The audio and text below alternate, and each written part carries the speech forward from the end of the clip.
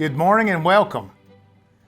I would like to thank Ryland Pope and the Committee on Diversity and Inclusion for continuing this celebration of Dr. Martin Luther King Jr., one that Southeast has had for 35 years. I would also like to thank all of you for joining us today virtually. I know that we are meeting under less than ideal circumstances, but it is essential that we keep everyone safe and healthy. Here at Southeast, we serve as a beacon of hope for our region's underserved and underrepresented, such as minorities, marginalized population, first-generation college students, dislocated coal miners, single parents, people in recovery, and those facing poverty or physical challenges.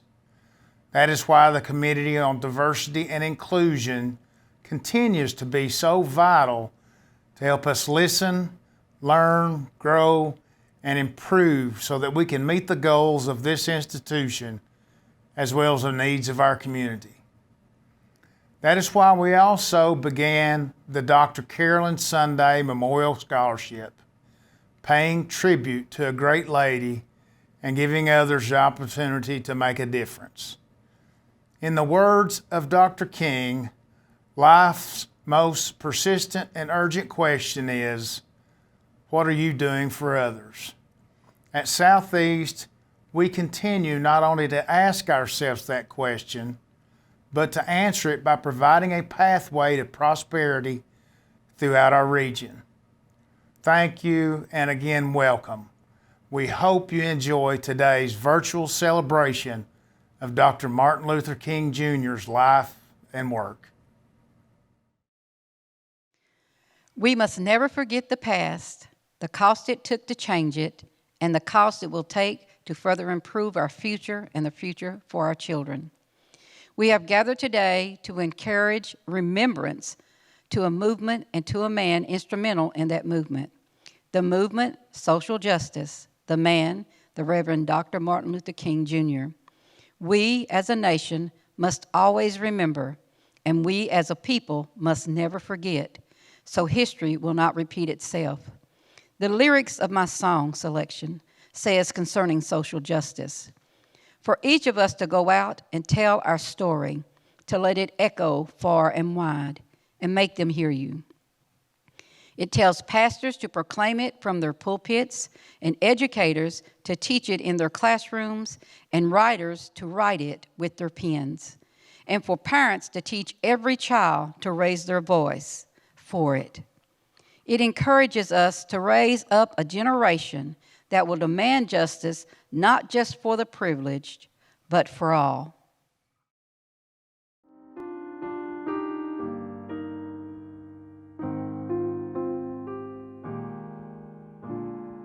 Go out and tell the story. Let it echo far and wide. Make them hear you. Make them hear you. How justice was our battle cry. How justice was denied. Make them hear you. They must hear you. And say to those who blame us for the way we chose to fight, that sometimes there are battles which are more than black or white. And I could not put down my sword when justice was my right. Make them hear you. They must hear you.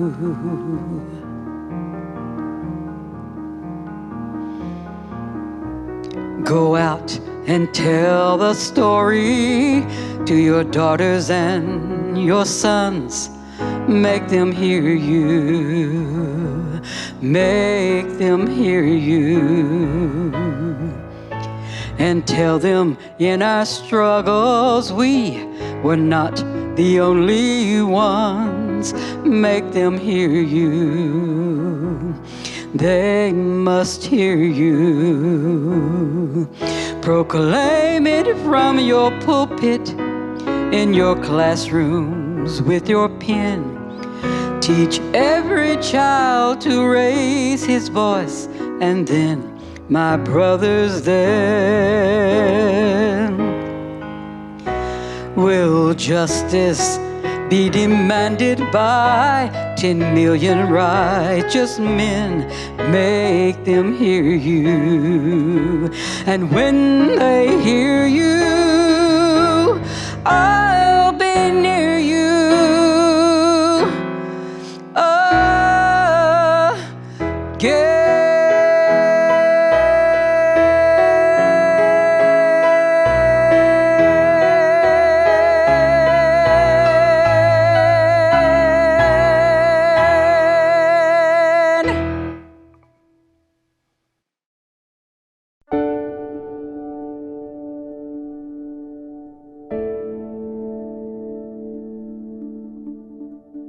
Hi, I'm Reverend Ronnie Hampton of Greater Mount Sinai Baptist Church in Lynch, Kentucky, and I am so glad to be able to talk about Carolyn Sundy.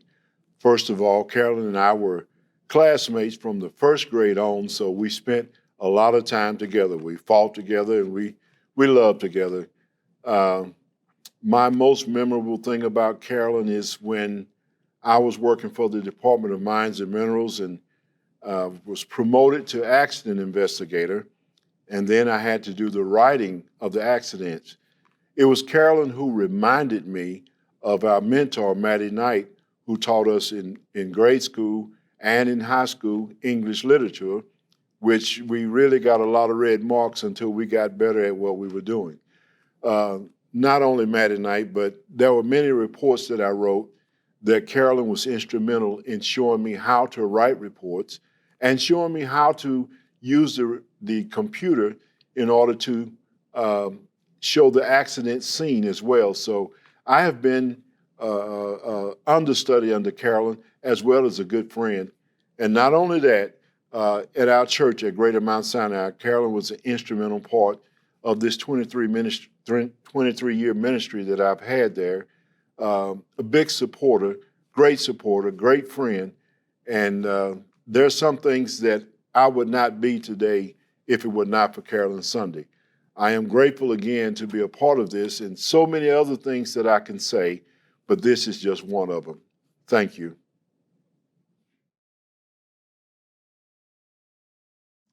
Last year during the pandemic, I think each and every one of us experienced some deaths that hurt us greatly.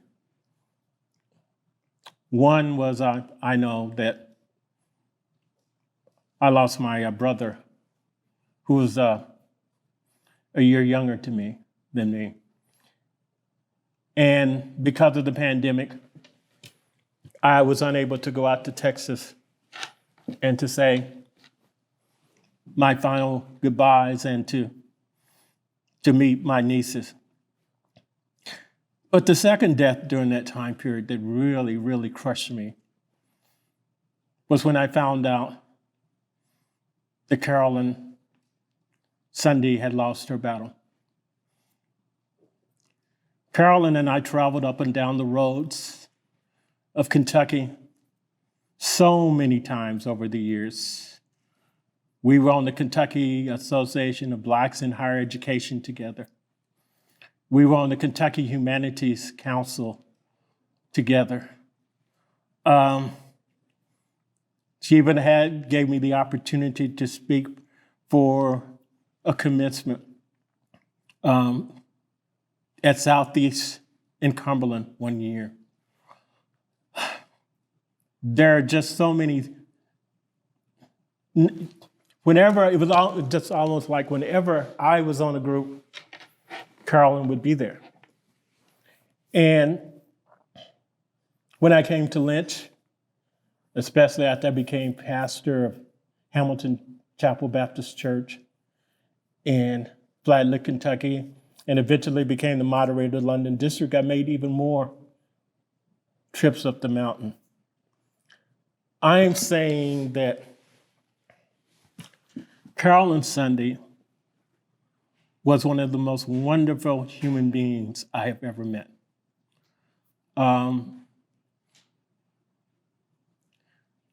I saw Carolyn in meetings, and one thing Carolyn made very sure everyone knew. Yes, she was Black. She was an Appalachian, or Appalachian, whichever way you want to pronounce it. But she was so proud of the people in our hometown of Lynch, Kentucky. Carolyn was so proud of her family. Carolyn would do anything for Greater Mount Sinai Baptist Church. And I know that with death, there will be, everybody can be and will be replaced. But there are some people that are much more difficult to be replaced. And I know that up in the mountains, in Lynch, Southeast, state of Kentucky, Carolyn Sundy is one of those individuals. Because when she walked in, and especially when she walked in with her sisters in the church, and I'm a little short, and they walked in with their hats, and, well, they blocked out the sun. Let's put it that way. But there were, I miss Carolyn. And a few times I've been up to Lynch since her death. I drive by the house and just say hello. So I miss her, but I know that her family misses her more. And her friends who are in Lynch miss her more. But now what you have to do is to continue the work that Carolyn Sundy started. Thank you. Good morning. I'd like to give this tribute to Carolyn Sundy. I couldn't begin to even count the times we tolerated each other's moods. Then we would console each other's heartbreaks and disappointments, our ups and downs, and all our bad tears. We'd listen to each other, but you know, Carolyn had her own way, and she loved you in her own special way. So for me, I will be ever precious memories, the growth we grew up, we worked together and learned from each other over the 20 years. Probably I was the longest person working along beside Carolyn. So I know she taught me very well. She left me very knowledgeable enough to do any job that I wanted to do. And she could always say, her favorite word to me would be, "Hey, Puddinhead, you know you can do this if you give it an opportunity. It's hard work and you can do it." So for me, Carolyn was a fantastic, exceptional, unique, and enduring. So Carolyn, it was such an honor for me to receive, in your honor, the very first Dr. Carolyn Sundy Warrior Award presented to me by the Kentucky Association of Blacks in Higher Education, where she and I served for several years in different positions in this organization. So I can say she has left me well prepared to do any job I set my mind to in the community. So Carolyn, rest in peace, my friend, for a job well done. Hi, my name is Jennifer Brackett. I work here at Southeast with the Upward Bound Math and Science program. I started here back in 2008 and I've worked with Carolyn for many years. I came in as a work study here. And what can you say about Carolyn, what she meant to me? She was probably my biggest supporter. When I come here, she kind of took me under her wing, showed me the ropes of everything, and she was just there for every major event in my life when it came to weddings, having babies, graduation. She mentored me through every bit of it. I could come to her for work problems, personal problems. She was more than just a colleague or a supervisor. She was my family. And there will never be another Carolyn Sundy, in my opinion. She was a fierce leader. She always made sure that everybody was taken care of. She always made sure that you was special. And she always told you that you could do anything that you set your mind to. And that's what she would try to push to make you better and to succeed in life. And she will truly, truly be missed. I'm Amanda Creech. I'm the director of the Upward Bound Math Science program. To me, Carolyn was my greatest motivator, my biggest challenger. She was someone who, when she would walk into the room, she was the brightest light in the room. She was the best snack provider for long meetings. She always had the best snacks. She pushed us to be our greatest self. She pushed everyone around her. She was family. She had the best gift of all, and that was she made every single person feel special, no matter who they were. And I think that's also something that she did to everybody, not just her staff that worked with her, but the community at large. If someone called Carolyn, she was there. If they said, we need you for something, she would be there. So Carolyn she was just everything. And we miss her greatly, and we hope that we're doing her proud by continuing on in our work. She was a lifelong learner. She was passion for students. And so that's what I try to bring to my job every day, is making sure I carry that passion with me. Hi, my name is Brianna Baldwin, and I work with the Upward Bound Math Science program. When I first started Southeast, the fall after my senior year of high school, I started classes up here, and I also was in the work study program. And I was really nervous because my mom, she was with me like throughout elementary school and high school. She worked at the schools I attended, and so she was always there to kind of be my backup if I needed anything. And then when I come to Southeast, I was by myself, so I was really nervous just about doing everything on my own. And Carolyn, she just gave me a lot of confidence and to believe in myself. And I remember whenever I was over there working with her, when I did work study, she said, "Bree, you're too quiet." She said, "You're too quiet." She said, "I'm gonna get you out of that." And she did. She really helped me just break out of my shell. And like from then on out, I just kept progressing, and I feel like I was able to do, things without my mom and to do things on my own. And I really feel like my success at Southeast was a huge thanks to her. Good morning. My name is Sandra Brown, and I'm here to tell you what I feel about Carolyn Sunday, what she meant to me, to the community, and to our college. To me, Carolyn meant many things, but one of the most important things, she was a very strong, brave, courageous leader for our community, for our young people, for the value of education, the empowerment of women, change in our community. She always wanted the best for everyone and for others. She was very eager to share her expertise, her knowledge, her strengths with others, but at the same time making you feel worthy of your own talents and being able to express that within your job, within your community, and in your service as well. She left many contributions to the college, to the staff. When you were working with Carolyn, you did not feel like you were working for her, you were working with her. There was never a job that was too small or too big. She always was eager to lend a helping hand, to be there for you through the difficult times to the good times, from celebrating to being there for you, to give words of encouragement and advice, and to make you feel you could do anything. She's greatly missed here by others, by myself, by the community. The light that she had here for us is dimmer. It will never be forgotten what she did, and we have to work very hard every day to continue the legacy that she left for us and to make the world a better place, to work for the greater good, and to carry on what she began. So I could only say that I have nothing but positive things to say about her. I value my time with her, and she left a mark on me that will never be forgotten. Thank you. I first met Carolyn as a student at Upward Bound. She was inspiring. I mean, she had a mystery about her, and I had never seen a woman in a position of authority other than a teacher. So that just was in awe for me, because her demeanor just demanded respect. But she wasn't arrogant. She knew how to get down to business but have fun. I didn't see her again until my interview for this position. And when I walked in, I was so nervous because I didn't want to mess up in front of Carolyn. So I sat there and did the best I could. And then at the end, she gave me a hug and told me she was proud of me. That meant the world to me. So as I worked with her, I got to see her be so wise and be a shoulder and willing to do anything.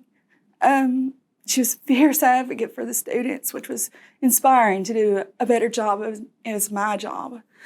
And she was humble. You wouldn't think so, but she could be humble. but she was there for everybody. God, she was always the laughter of the party and had a story for every occasion. And that was just you couldn't repeat all the stories she said. There was so many of them, and it was just great. So I don't feel like her light has went out. I feel like it's just been dispersed in each of us that have known her and got to be a part of her life. And I am just humbled and honored to have been able to be a part of hers.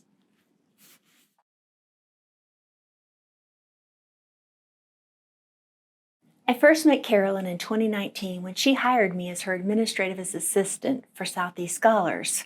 I thought I would be helping with organization and throwing things out. I was really wrong. Carolyn, as we all know, was involved in so many things, and so therefore, so was I. I am so grateful for all the things she taught me and she showed me. Carolyn's two big things were servant leadership and sharing the knowledge.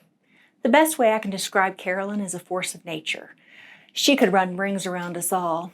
I never got to know Carolyn fully healthy. She was getting pretty sick by the time I met her, but I don't think I could have kept up with her in her prime.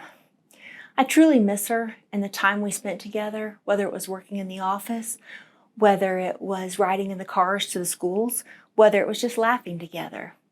I just want to say thank you, Carolyn.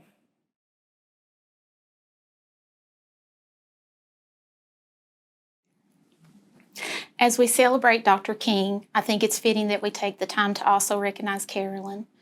Carolyn started this program years ago, and the event quickly became a college staple and a community favorite.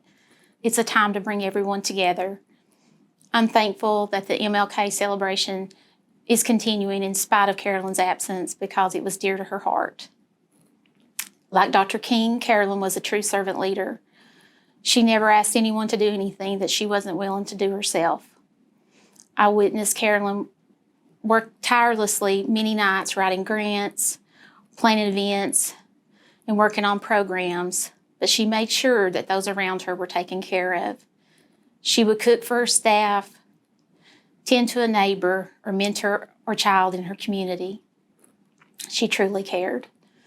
No one could enter a room and change the atmosphere like Carolyn. Her humor, her style, her wisdom was like no other. She overcame many obstacles and hardships in life, and what would make most bitter made her better. Carolyn was an inspiration to me and many others. It was a pleasure and a blessing to work with her for over 22 years. She was my supervisor, my mentor, and my friend. And she will forever be remembered and missed. I would like to pay tribute to a wonderful woman, Dr. Carolyn Sunday, who has done so much for me in my career. I first met her in 1999 when I came back to college after being out of school for 18 years. The next semester, I became a participant in the Student Support Services program. I started tutoring for the program. She took me under her wing and grew me into the person I am today. She has mentored me through the years and encouraged me to strive for everything I want. She encouraged me to continue my education and obtain my doctorate degree. Carolyn taught me everything she had learned and at least tried. She had this saying, lighting someone else's candle won't make yours any less brighter. She accomplished so much in her career. She had many awards and recognitions. Carolyn also obtained her doctorate degree late in life. Carolyn loved everyone and everyone loved her. She went through life uplifting others. She really had a passion for students, especially the ones in her program, which have been many over the years. There is so much more I can say about Carolyn, that the biggest thing is she made an impact on so many lives, especially mine. She made the great leader I am today, and she is missed by everyone that worked with her and her family.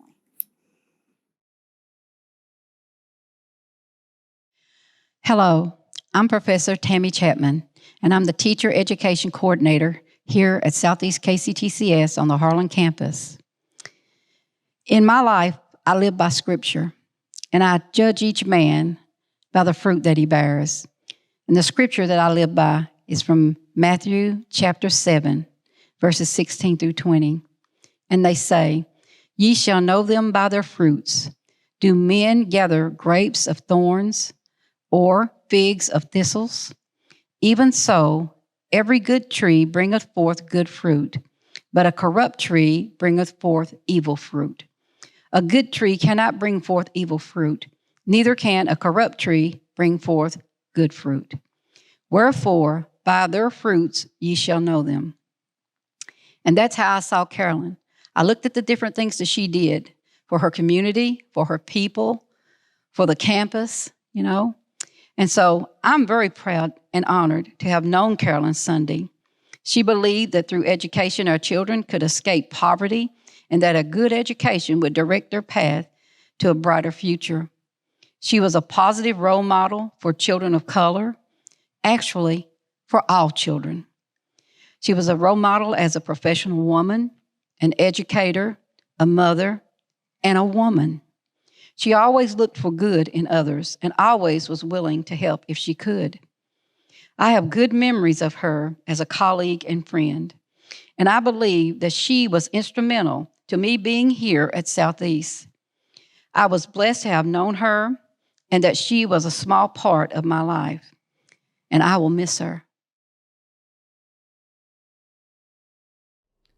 It seems unreal to me that our dear friend Carolyn Sundy is no longer with us.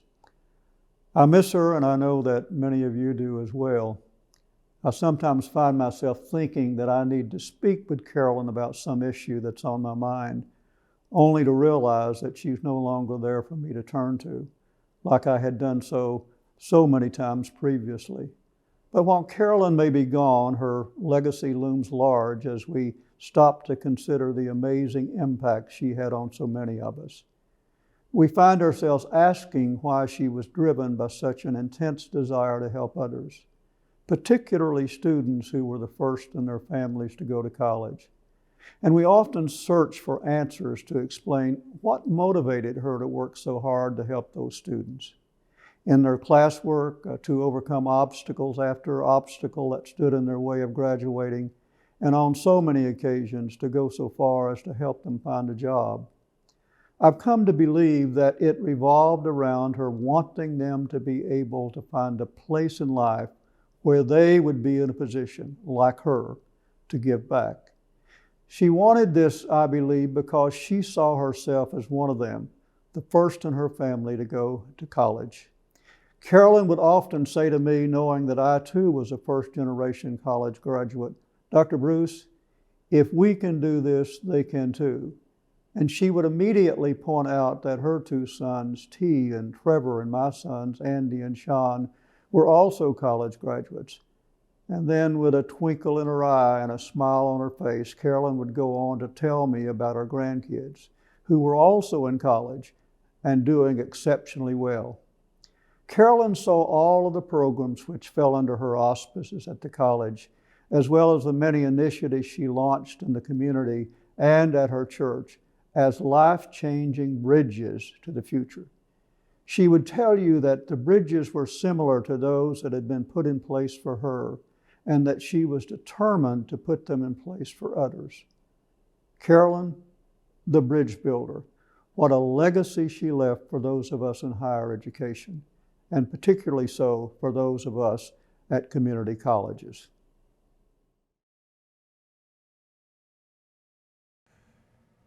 For Carolyn Sunday, the diversity breakfast was special and important. Much of her legacy after 44 years with Southeast is built on her tireless work on behalf of minority and underprivileged students. We must continue that work in this event that she treasured. And while I'm sure she would be glad we're continuing the tribute remotely, I know that she would look forward to being back in person next year.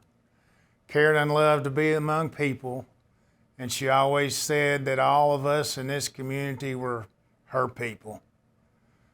To paraphrase a well-known poem, when I remember Carolyn, I do not think of the way she left us far too soon, but I think of the courageous way that she lived her life.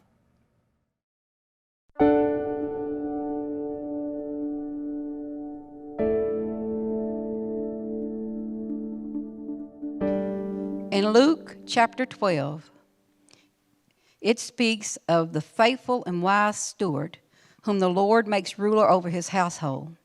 The main idea in Luke chapter 12 is that we are accountable for all the things the Lord entrusts with us, things like knowledge, our resources, power, position of authority, our gifts, and our talents. In verse 48, it says, "But he that knew not and did commit things worthy of stripes shall be beaten with few stripes. For unto whomsoever much is given, of him shall be much required. And to whom men have committed much, of him they will ask the more." Each day in our lives, we make decisions which will determine our spiritual outcome, our end, or eternity. I want to remind each of us that we will stand before a just God and we will be held accountable for all we have and have not done. So let me remind us of the truth. It's not about Democrat, Republican, or independent. It's not men against women. It's not young against old. It's not the powerful against the weak, the privileged against the unprivileged, the superior against the inferior, the color of your skin or your race. What it's really about is this.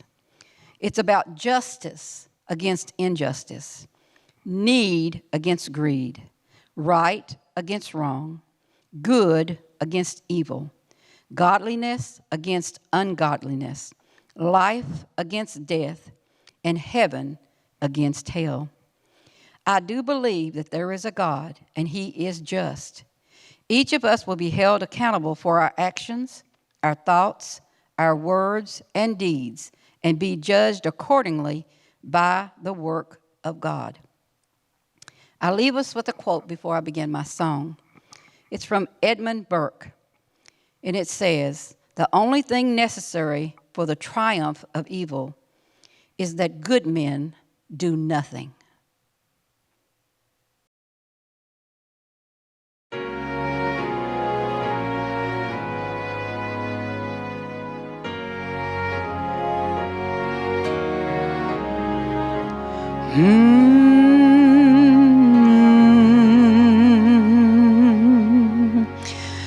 I then shall live as one who's been forgiven.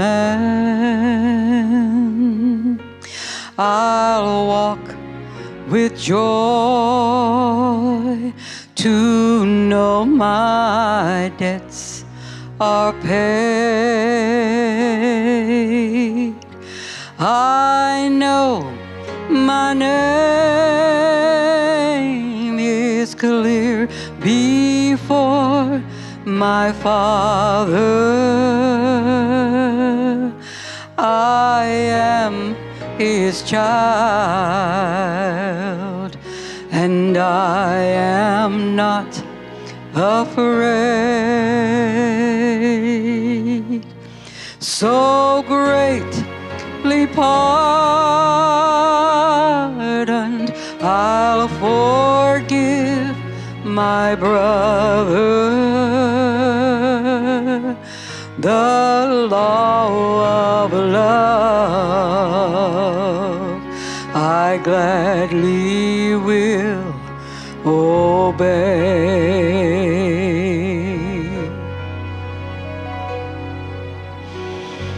I then shall live. I then shall live as one who's learned compassion. I've been so loved that I'll risk loving too. I now no fear builds walls instead of bridges. I'll dare to see another's point of view. And when relationships demand commitment, then I'll be there to care and follow through.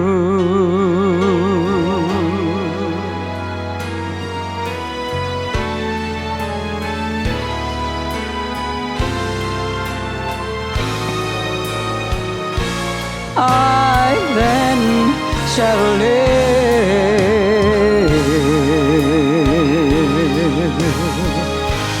Your kingdom come around and through and in me.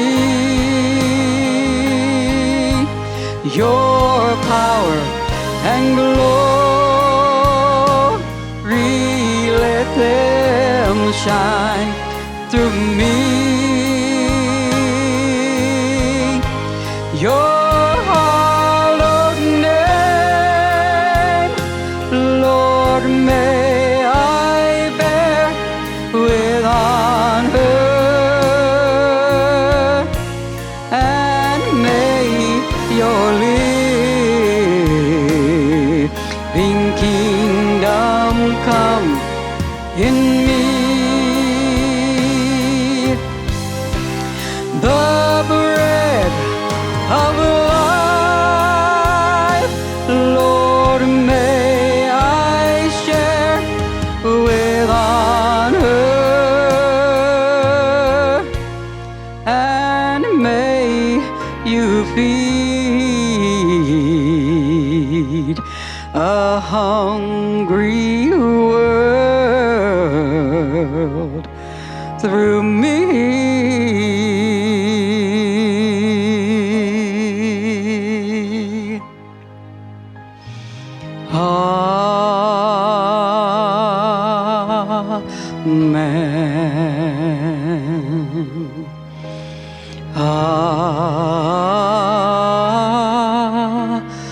Amen.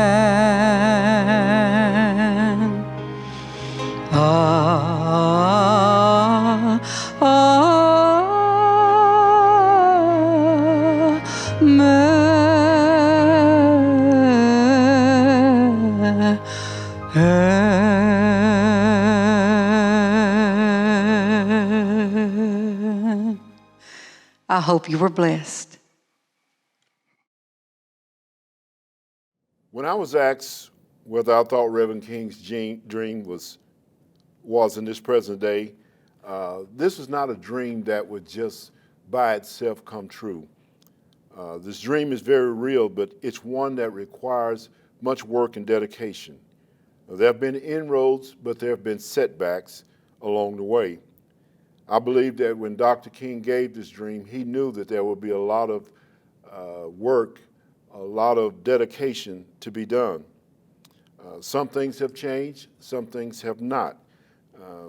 We continue with our young black men and women to be incarcerated at an alarming rate, but there's still work to be done. And that work is done by people who I am proud to present this morning, by one of the people, Reverend Andrew Baskin, who was raised in Alcoa, Tennessee.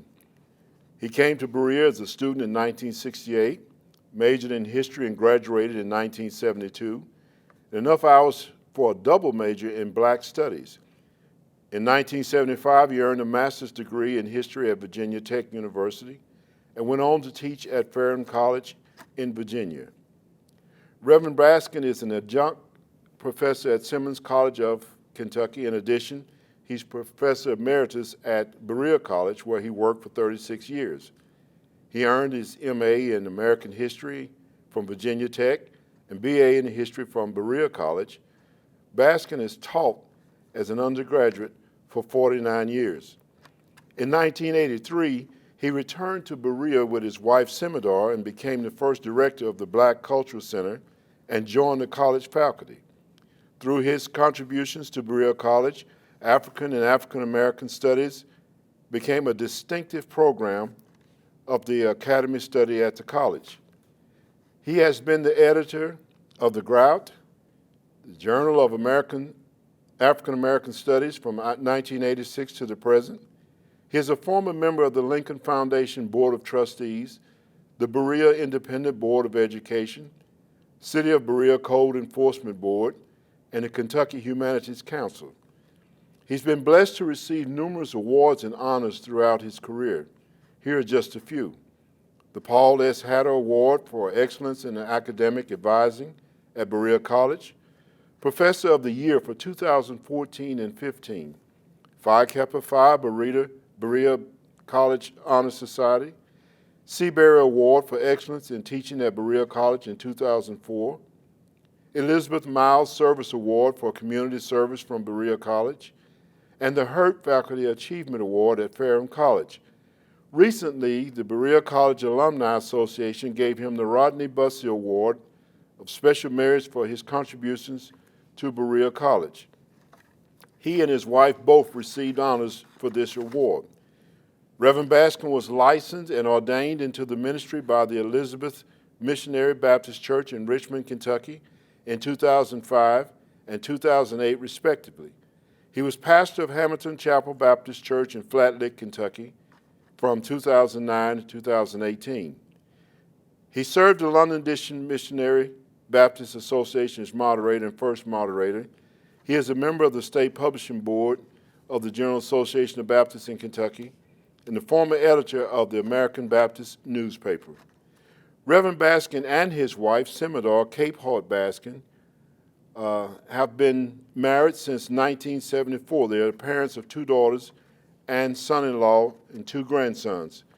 The Andrew and Simidar Baskin Student Research Fund is scheduled to award its first scholarship in 2022. The scholarship is intended to promote continuing education and research in African American culture and history. I've had the dubious honor to work under Reverend Baskin as he was moderator of the London District of the General Association of Baptists in Kentucky. I got the insight of his studies, of his leadership, and I am greatly honored to present to you today the Reverend Professor Andrew Baskin. Ain't gonna let nobody turn me around, turn me around, turn me around, turn me around, turn me around. Ain't gonna let nobody turn me around. I'm gonna keep on walking, keep on talking, walking down Freedom Road. Ain't gonna let nobody turn me around, turn me around, turn me around, turn me around, turn me around. Ain't gonna let nobody turn me around. I'm gonna keep on walking, keep on talking, walking down Freedom Road. God knows I wouldn't be a sinner. Oh, yeah. I tell you the reason why. Oh, yeah. You know I'm afraid my Lord would call my name and I wouldn't be fit to die. Ain't gonna let nobody turn me around, turn me around, turn me around, turn me around, turn me around. Ain't gonna let nobody turn me around. I'm gonna keep on walking, keep on talking, walking down Freedom Road.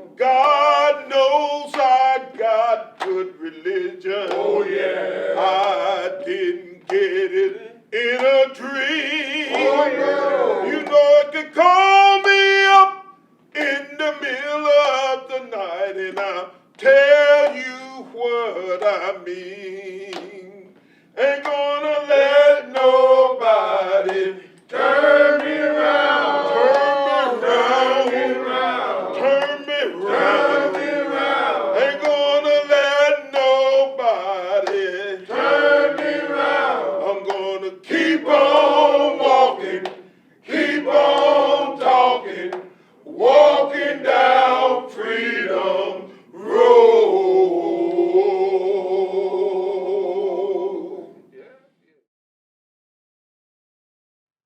Good afternoon. I'd like to thank the Diversity Committee of Southeast Kentucky Community and Technical College for this opportunity to speak to you today about Dr. Martin Luther King Jr. I will not try to identify all the members of the committee because I found out one of the worst things that you can do is to leave out someone.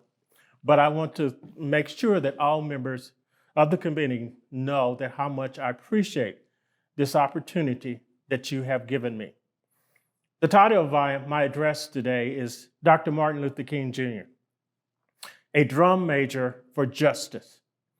Dr. Martin Luther King Jr. left us a legacy that helped move our nation towards equality for all. He was a martyr. That means that Dr. King put his life on the line for his beliefs. And though there were threats of death that came to him daily, such as the bombing of his home in Montgomery, Alabama, and Dr. King being stabbed in Harlem, New York in 1958, King strived to cash, quote, the bad check marked insufficient funds, unquote, that had been given to African Americans by this nation. Many of you here are old enough, like me, to remember the days of Jim Crow, when white supremacy ruled with an iron hand, a clenched fist, biting dogs and blasting water hoses. Many of us remember what it was like to be treated like a second-class citizen, unable to eat at the same table as a white person, to enter by the front door, to be unable to vote, to be unable to borrow money from a bank, and to be unable to get a good job. Many of us remember the separate bathrooms and water fountains.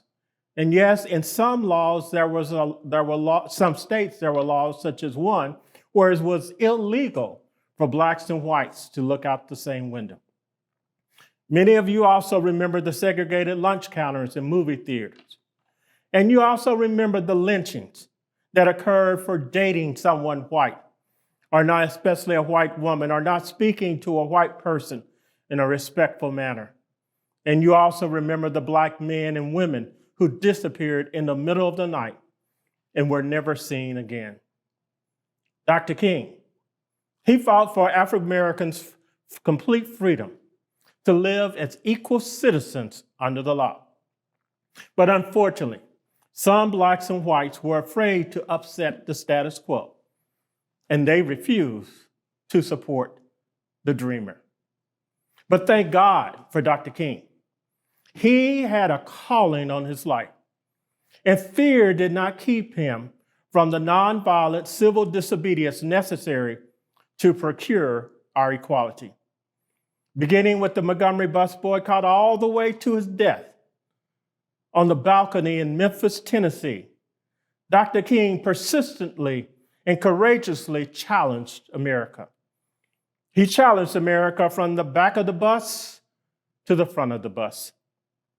He challenged America from the hot jails of the steaming South to the cold, indifferent streets of the North. He challenged America from the dream revealed on the steps of the Washington Capitol in 1963 to the dream bloodied in the streets of Selma, Alabama, on the way to Montgomery, Alabama. And the more that Dr. King challenged the status quo, the greater the hatred towards him grew. But Dr. King would not allow that to manipulate and to mold his message. He spoke the painful truths that resonate still today. Let me just give you 3 of those truths that he spoke. First, Dr. King said that a nation that continues year after year to spend more money on military defense than on programs of social uplift is approaching spiritual death. Second, he said, if the church does not recapture its prophetic zeal, it will become an irrelevant social club without moral or spiritual authority. And third, Dr. King told us, if a man hasn't discovered something that he will die for, he isn't fit to live. In a world that we live in where greatness is measured by accomplishments, there is no American greater than Dr. King. But let me emphasize, I did not say perfect. Dr. King was not perfect, but you can be great and not be perfect. He forced America to look into the mirror and see the realities of its actions and inactions. And the source of his greatness was Dr. King followed his religious principles and beliefs as were stated in a sermon on February the 4th, 1968, titled The Drum Major Instinct. And in this sermon, Dr. King will encourage his congregation to seek greatness, but to seek greatness through service and love. Dr. King said, if you want to be important, wonderful. If you want to be recognized, wonderful. If you want to be great, wonderful. But recognize that he who is greatest among you shall be your servant, unquote. That's a different definition of greatness. 54 years later, I can stand here and say, despite his personal flaws, Dr. King achieved the mark of greatness. He was a leader, but more importantly, he was a servant. And in this sermon, and as if you would interact with me long enough, you know that there is people talk about, I have a dream. They're going to talk about that I have a dream speech, and they're also going to talk about his last sermon, where he going to the mountaintop sermon. But for some reason, I focus on this one, the drum major sermon, where he talks about greatness. And in this sermon, Dr. King is preaching about the reaction of Jesus to two of his disciples, James and John. And I know I have some Christians who are listening to me who know that what I'm talking about when I say I'm coming from Mark 10:35 through 45. And in this case, Dr. King said that Jesus did not scold the two brothers because the two brothers came to Jesus with a request. Dr. King said, Jesus said to them, he did not say you're out of place. Jesus didn't say to the two brothers, you are selfish. He didn't say to them, why would you raise such a question? When we read the passages of Scripture, we would probably automatically condemn the brothers for making a selfish request to Jesus. However, Dr. King teaches us as we look honestly at ourselves, we have the same desire for importance or recognition. We also have within us the same desire to be first. Deep down inside of all of us is this instinct. It's called the drum major instinct. It is a desire to be out front. It is a desire to lead the parade. It is a desire to be first. So instead of condemnation, Jesus understood. And Jesus focused on how to direct the instinct to benefit humanity. And basically, Dr. King teaches us that Jesus said, oh, I see you want to be first. You want to be great. You want to be important. You want to be significant. Well, you ought to be. If you're going to be my disciples, you must be. But Jesus reordered the priorities and said, don't give up that instinct that you have to be important. It's a good instinct if you use it right. It's a good instinct if you don't distort it or pervert it. Don't give it up. Keep feeling the need for being important. Keep feeling the need for being first. But I want you to finish first in love. I want you to be the first in moral excellence. I want you to be the first in generosity. This is what I want you to do. So it was like Dr. King is saying, it's like Jesus transformed the situation by giving us a new definition of greatness. And you know how he said it? Jesus said to James and John, now, brethren, I can't give you greatness. And really, I can't make you first. You must earn it. True greatness comes not by favoritism, but by fitness. And the right hand and the left hand are not mine to give. They belong to those who are prepared. And so Jesus was giving us a new norm of greatness. And King went on to say, if you want to be important, wonderful. If you want to be recognized, wonderful. If you want to be great, wonderful. But recognize that he who is greatest among you must be your servant. That's a new definition of greatness that I think we need to use more often. That means that everybody who hears my voice can be great, because everybody can serve. You don't have to have a college degree to serve. You don't have to know how to make your subject and your verb agree to serve. You don't have to know about Plato. You don't have to know about Aristotle to serve. You don't have to know about Einstein's theory of relativity to serve. You don't have to know about the second theory of thermodynamics in physics to serve. All you have to do is to have a heart full of grace, a soul generated by love, and you can be that servant. And then King went on, and I really wished I was in Greater Mount Sinai Baptist Church, because I could hear the Massey boys right now getting ready to help me out. Because King talked about, he said, I know a man, and I just want to talk about him a minute. And maybe you will discover who I'm talking about. And he just went about serving. And this man was born in an obscure village. This man was a child of a poor peasant woman. And then he grew up in still another obscure village. And this man, he worked as a carpenter until he was 30 years old.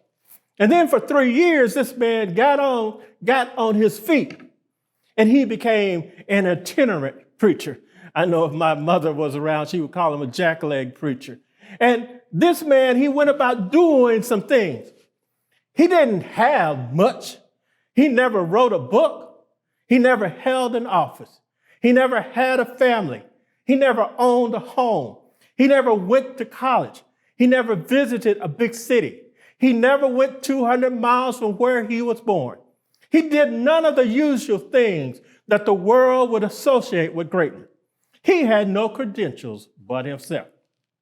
He was only 33 years old when the tide of public opinion turned against him.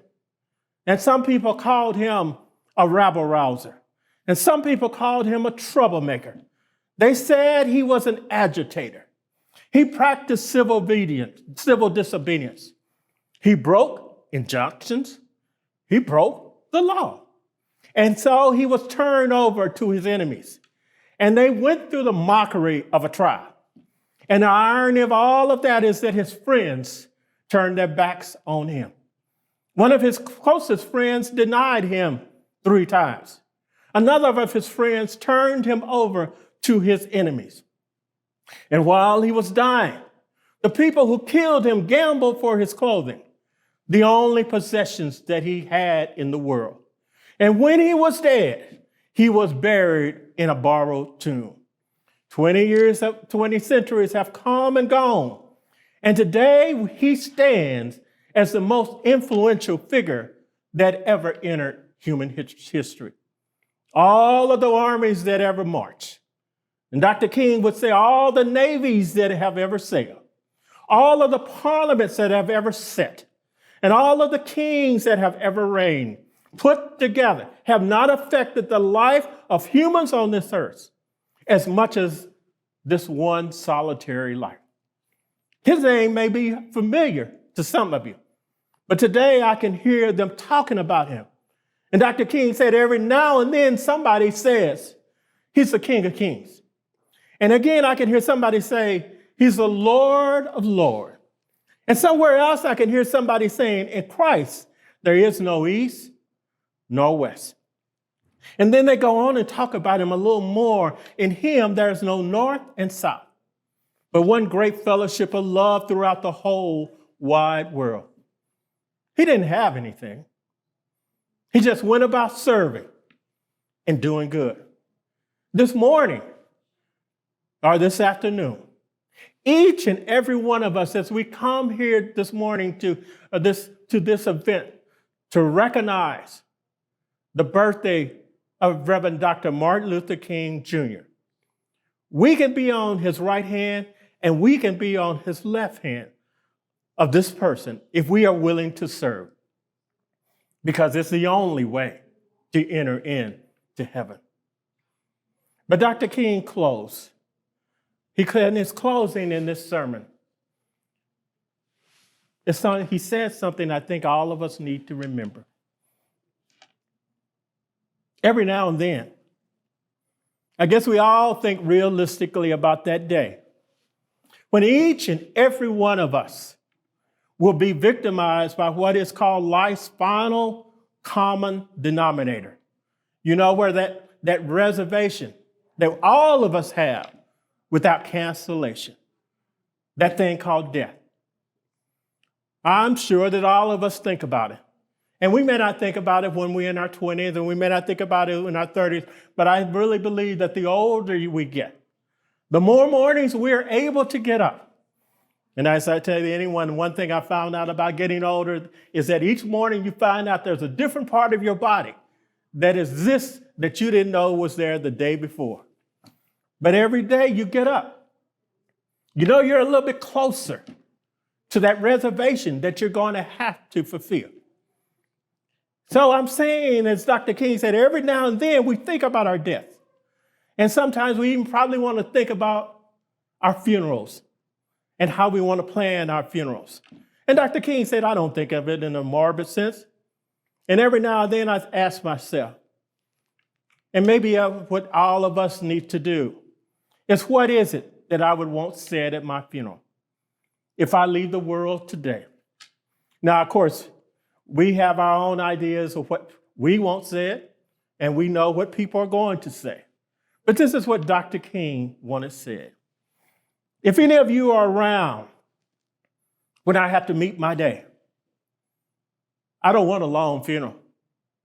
And if you get somebody to deliver the eulogy, tell them not to talk too long.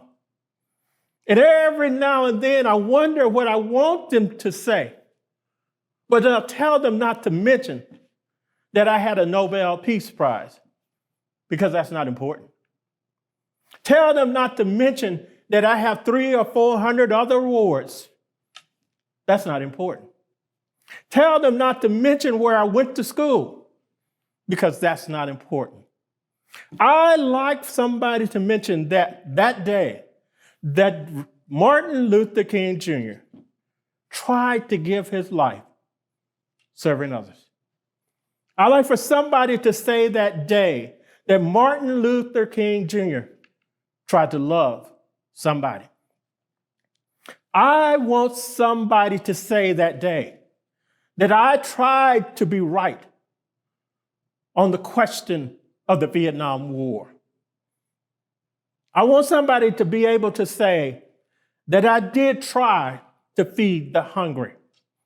And I want somebody to be able to say on that day that I did try in my life to clothe those who were naked. And on that day, I want somebody to be able to say that I did try in my life to visit those who were in prison. On that day, I want somebody to say that Martin Luther King Jr. tried to love and serve humanity. And if you want to say that I was a drum major, say that I was a drum major for justice. Say that I was a drum major for peace. I was a drum major for righteousness.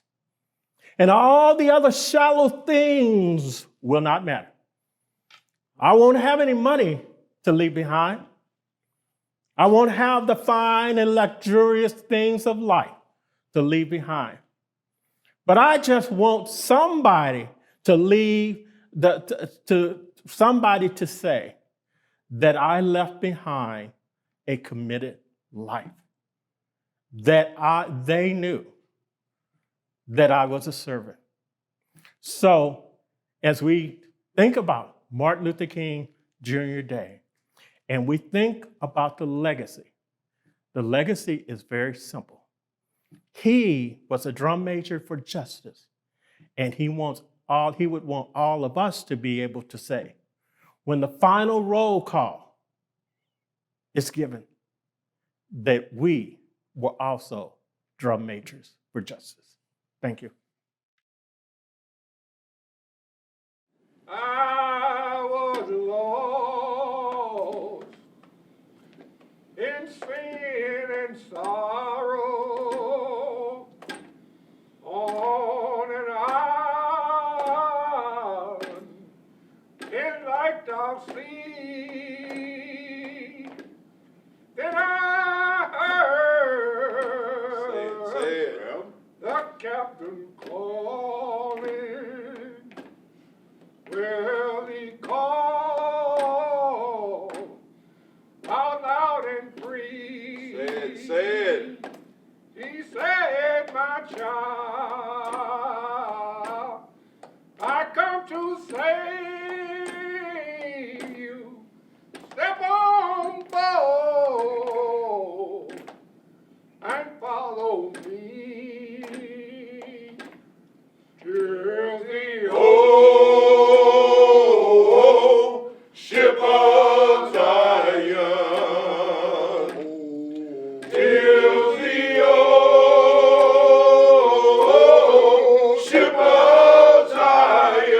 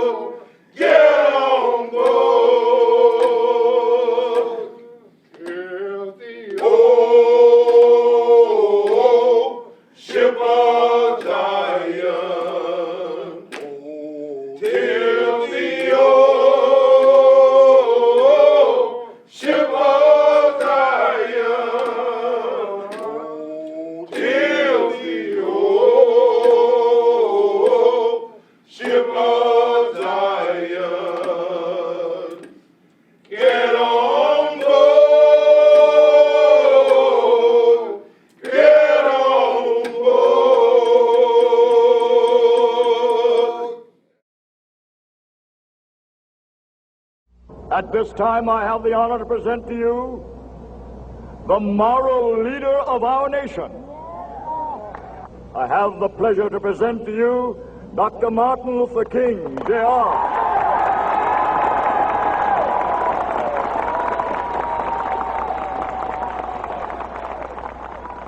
I am happy to join with you today in what will go down in history as the greatest demonstration for freedom in the history of our nation.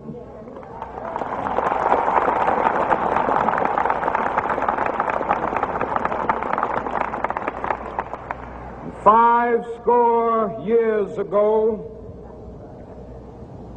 a great American in whose symbolic shadow we stand today signed the Emancipation Proclamation.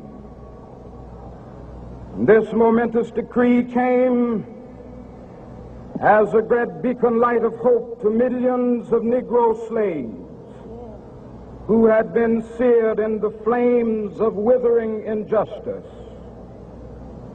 It came as a joyous daybreak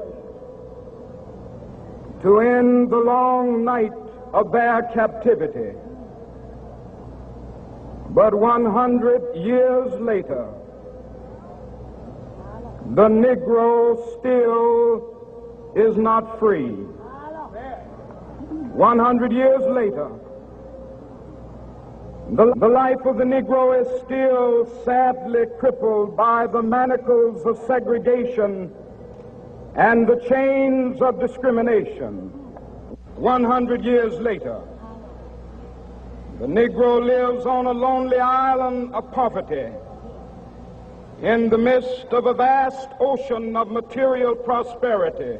100 years later, the Negro is still languished in the corners of American society and finds himself in exile in his own land. And so we've come here today to dramatize a shameful condition. In a sense, we've come to our nation's capital to cash a check. When the architects of our republic wrote the magnificent words of the Constitution and the Declaration of Independence, they were signing a promissory note to which every American was to fall heir. This note was a promise that all men, yes, black men as well as white men, would be guaranteed the unalienable rights of life, liberty, and the pursuit of happiness. It is obvious today that America has defaulted on this promissory note insofar as her citizens of color are concerned. Instead of honoring this sacred obligation, America has given the Negro people a bad check, a check which has come back marked insufficient funds.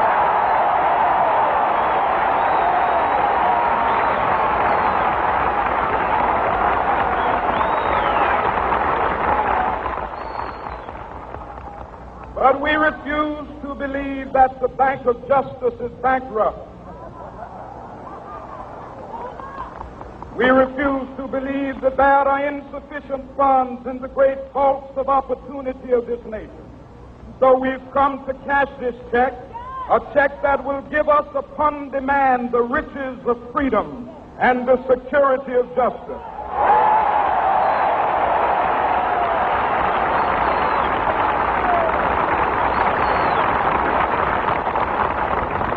We have also come to this hallowed spot to remind America of the fierce urgency of now. This is no time to engage in the luxury of cooling off or to take the tranquilizing drug of gradualism.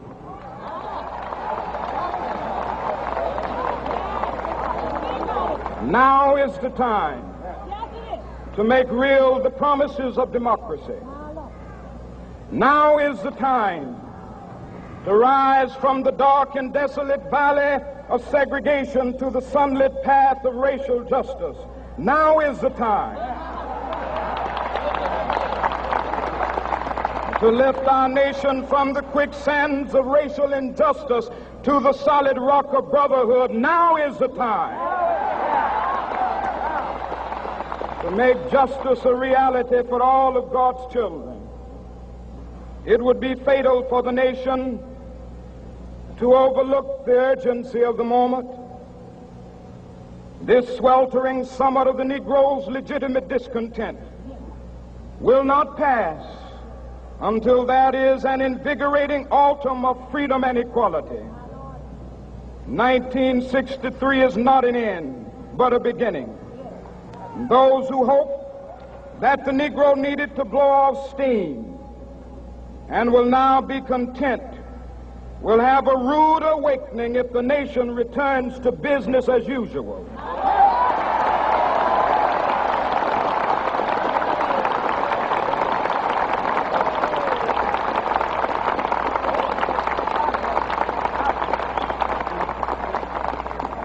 There will be neither rest nor tranquility in America until the Negro is granted his citizenship rights. The whirlwinds of revolt will continue to shake the foundations of our nation until the bright day of justice emerges. But that is something that I must say to my people who stand on the warm threshold which leads into the palace of justice. In the process of gaining our rightful place, we must not be guilty of wrongful deeds. Let us not seek to satisfy our thirst for freedom by drinking from the cup of bitterness and hatred.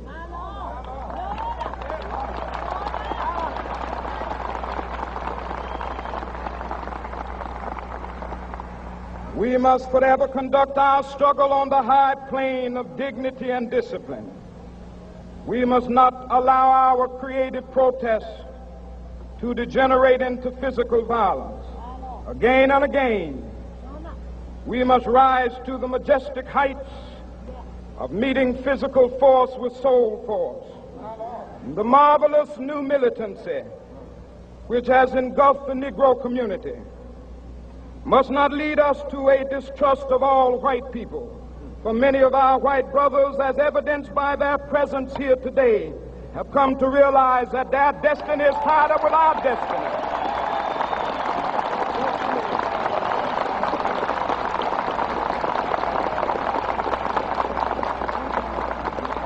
And they have come to realize that their freedom is inextricably bound to our freedom.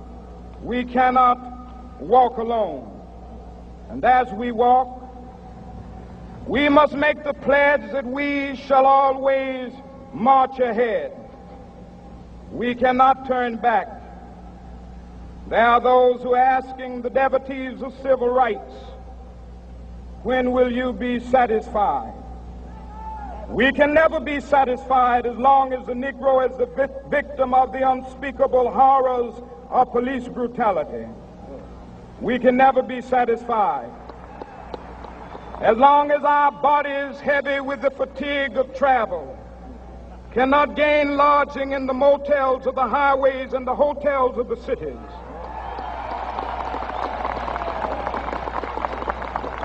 We cannot be satisfied as long as the Negro's basic mobility is from a smaller ghetto to a larger one. We can never be satisfied as long as our children are stripped of their selfhood and robbed of their dignity by signs stating for whites only.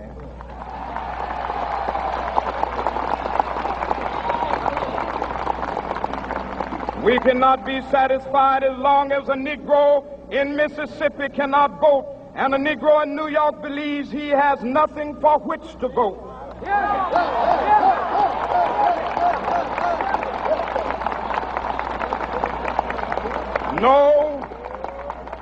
No, we are not satisfied, and we will not be satisfied until justice rolls down like waters and righteousness like a mighty stream.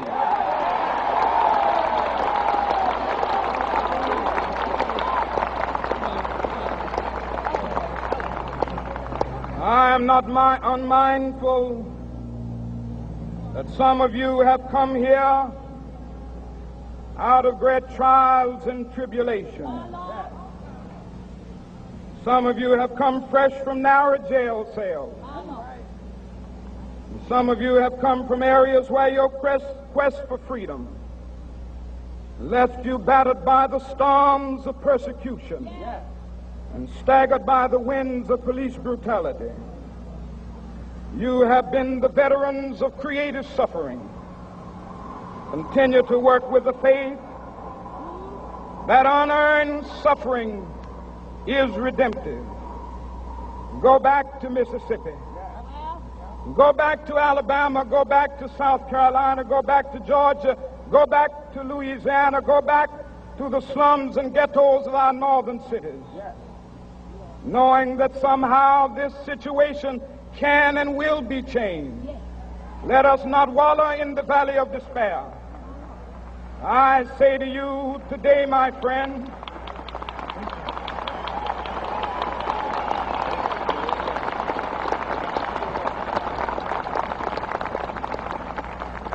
so even though we face the difficulties of today and tomorrow, I still have a dream. It is a dream deeply rooted in the American dream.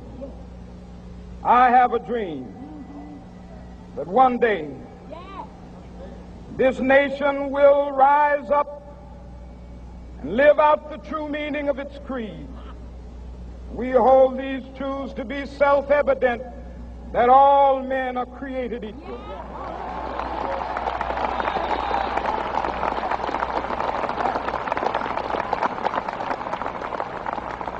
I have a dream that one day on the red hills of Georgia, the sons of former slaves and the sons of former slave owners will be able to sit down together at the table of brotherhood. I have a dream that one day, even the state of Mississippi, a state sweltering with the heat of injustice, sweltering with the heat of oppression, will be transformed into an oasis of freedom and justice. I have a dream that my 4 little children will one day live in a nation where they will not be judged by the color of their skin, but by the content of their character. I have a dream today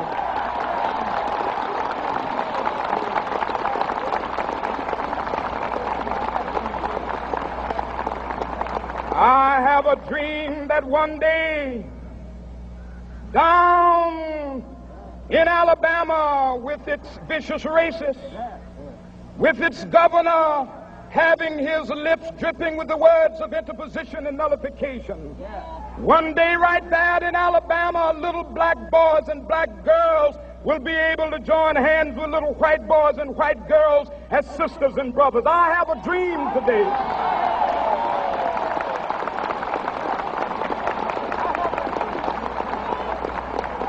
I have a dream that one day every valley shall be exalted, and every hill and mountain shall be made low. The rough places will be made plain, and the crooked places will be made straight, and the glory of the Lord shall be revealed, and all flesh shall see it together. This is our hope. This is a faith that I go back to the South with. With this faith, we will be able to hew out of the mountain of despair a stone of hope. With this faith, we will be able to transform the jangling discords of our nation into a beautiful symphony of brotherhood. With this faith, we will be able to work together, to pray together, to struggle together, to go to jail together, to stand up for freedom together, knowing that we will be free one day. This will be the day. This will be the day when all of God's children will be able to sing with new meaning, my country, tears of thee. Sweet land of liberty, of thee I sing. Land where my fathers died, land of the pilgrim's pride. From every mountainside, Let freedom ring, and if America is to be a great nation, this must become true. And so let freedom ring from the prodigious hilltops of New Hampshire. Let freedom ring from the mighty mountains of New York. Let freedom ring from the heightening Alleghenies of Pennsylvania. Let freedom ring from the snow-capped Rockies of Colorado. Let freedom ring from the curvaceous slopes of California. But not only that, let freedom ring from Stone Mountain of Georgia. Let freedom ring from Lookout Mountain of Tennessee. Let freedom ring from every hill and molehill of Mississippi, from every mountainside. Let freedom ring, and when this happens, and when we allow freedom ring, when we let it ring from every village and every hamlet, from every state and every city, we will be able to speed up that day when all of God's children, black men and white men, Jews and Gentiles, Protestants and Catholics, will be able to join hands and sing in the words of the old Negro spiritual, free at last, free at last. Thank God Almighty, we are free at last.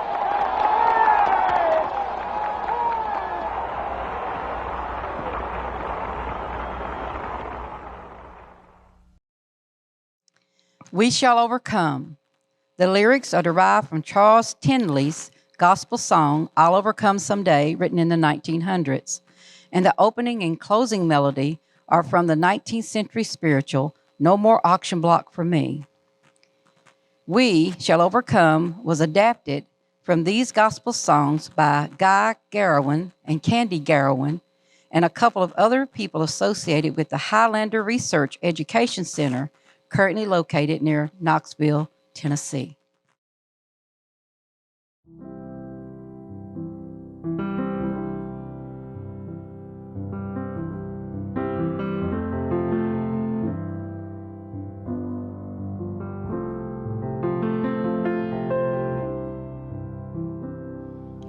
We shall overcome. We shall overcome. We shall overcome someday. Oh, deep in my heart, I do believe we shall overcome someday.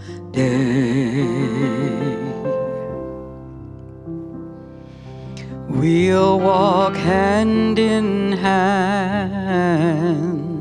We'll walk hand in hand. We'll walk hand in hand someday.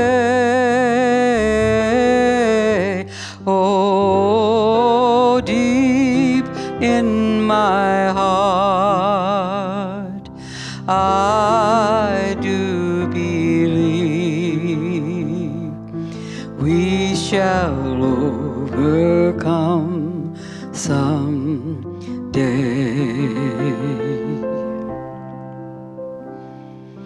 We are not alone. We are not alone. We are not alone today. Oh, deep in my heart, I do believe we shall overcome someday.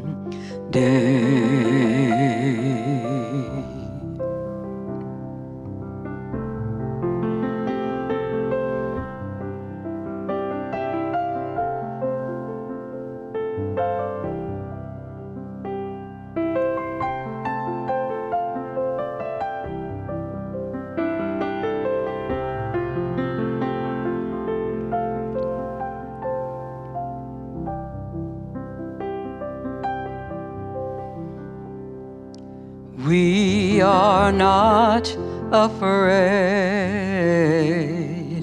We are not afraid.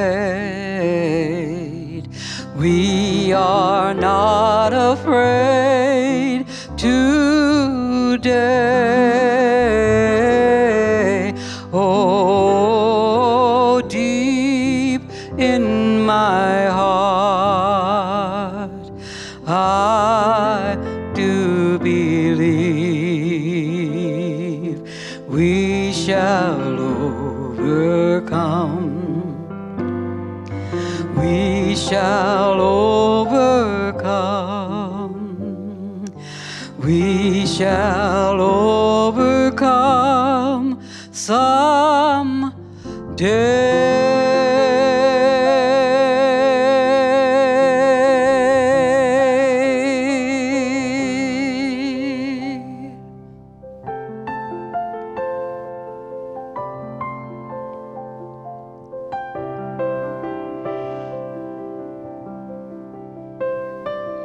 We shall overcome